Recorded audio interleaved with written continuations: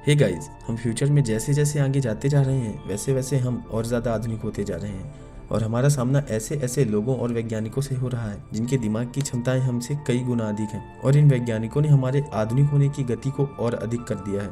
इन लोगों ने ऐसे ऐसे आविष्कार कर दिए और ऐसी ऐसी थ्योरीज को जन्म दिया जिसने हमारी स्पेस रेस को और ज़्यादा मज़ेदार कर दिया है। लेकिन क्या आपको पता है, इन सभी से पहले हमारी इसी दुनिया यानी इसी आकाश गंगा के छोटे से हिस्से सौर मंडल के छोटे से ग्रह यानी हमारी पृथ्वी में ऐसे ऐसे वैज्ञानिक हुए हैं जिन्होंने ऐसी थ्योरीज दी हैं जो कि हमारी सोच व क्षमता से परे हैं। और अगर उन्होंने ये खोज नहीं की होती तो शायद ही हम आज यहाँ तक पहुँच पाए होते। लेकिन अभी भी कई ऐसी रहस्यमय थ्योरीज मौजूद हैं जिनको हम सिर्फ समझ ही सकते हैं। अभी तक हमने इसके आधार पर कोई भी इन्वेंशन नहीं किया है, लेकिन शायद भविष्य में कर पाए। तो यार अब तो सीट बेल्ट बांध लो क्योंकि ये सफ़र मंगलमय होने वाला है।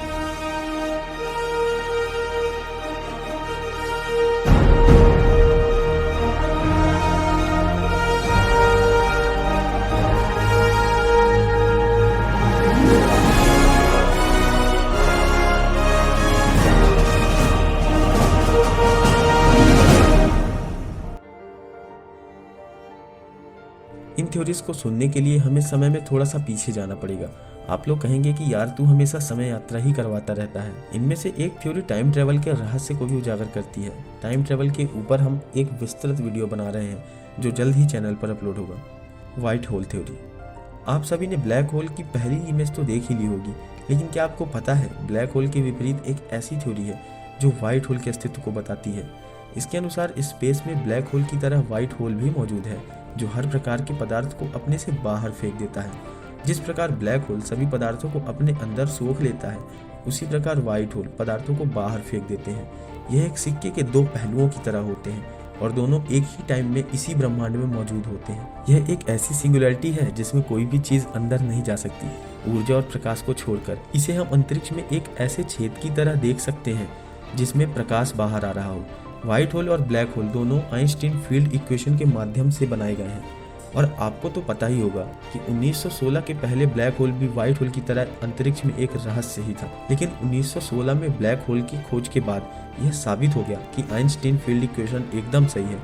तो जब दोनों ही चीज़ें एक ही इक्वेशन से निकलती हैं जिनमें एक तो सही है तो दूसरी भी सही ही होगी। इसका मतलब है कि व्हाइट होल अंतरिक्ष में मौजूद है और भविष्य में हो सकता है कि हम इसकी तस्वीरें भी ले सकें, लेकिन तब तक यह रहस्य ही रहेगा। तो व्हाइट होल के बारे में चलिए थोड़ा और जान लेते हैं कि ये बनते कैसे होंगे। आप सभी ने law of conservation of energy यानी ऊर्जा संरक्षण के सिद्धांत के बारे में तो सुना ही होगा। यह सिद्धांत क्या कहता है पहले यह जान लेते हैं। ऊर्जा ना ही उत्पन्न की जा सकती है और ना ही नष्ट की जा सकती है। इसे सिर्फ एक रूप से दूसरे रूप में बदला जा सकता है।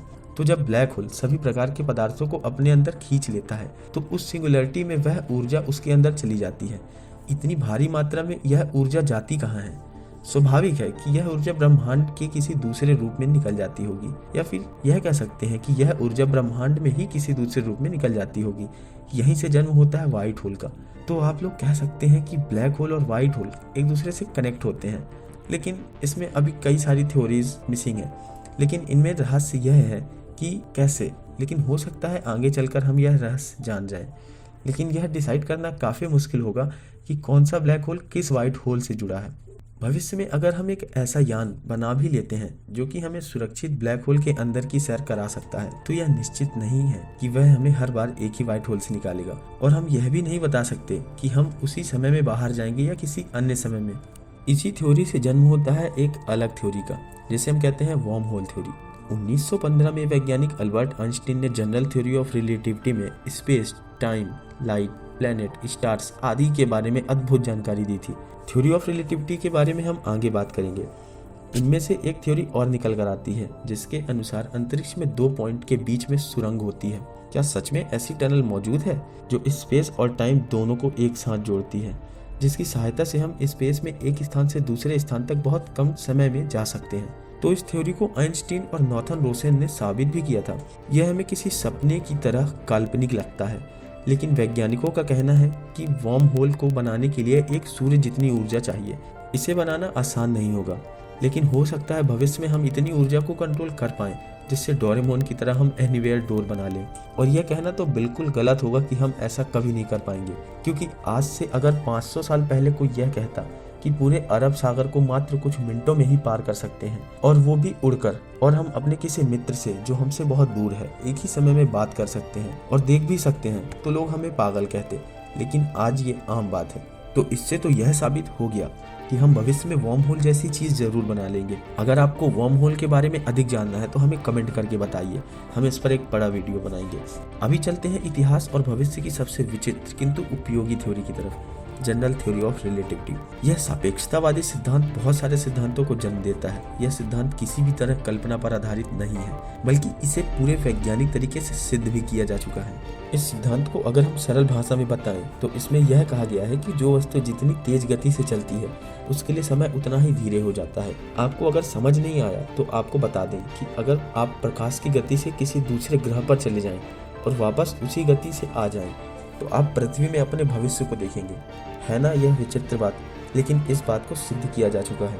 वैज्ञानिकों ने दो क्वांटम घड़ियां जो कि सबसे सटीक मानी जाती हैं, उन दोनों को लिया और एक को एरोप्लेन में रखा और दूसरे को पृथ्वी पर रखा। एरोप्लेन को अत्यधिक गति से पृथ्वी का चक्कर लगवाया गया, फिर दोनों घड़ियों के समय को मिलाया गया, जिससे यह देखा गया कि एरोप्लेन में रखी घड़ी में समय कुछ कम हुआ था, जबकि नीचे पृथ्वी पर रखी घड़ी में समय अधिक बीत चुका था। इसका मतलब है कि एरोप्लेन की घड़ी भविष्य में चली गई।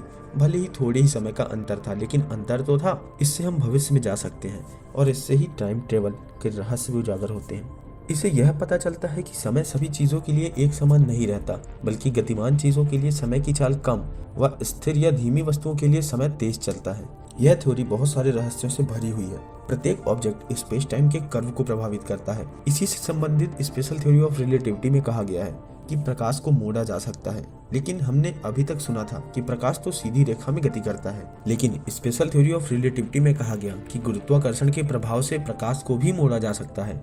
इसलिए हम सूर्य के पीछे स्थित तारों को भी देख सकते हैं। सिर्फ एक ही वीडियो में सभी थ्योरीज के बारे में नहीं जाना जा सकता। हम सापेक्षता के सिद्धांत पर अलग से वीडियो बनाएंगे। और एक अलग थ्योरी यह भी कहती है कि अगर आप इस चैनल को सब्सक्राइब कर देते हैं और बेल आइकन दबा देते हैं तो आप अंतरिक्ष की शक्तियों से जुड़ जाएंगे। अगली वीडियो आने तक के लिए धन्यवाद।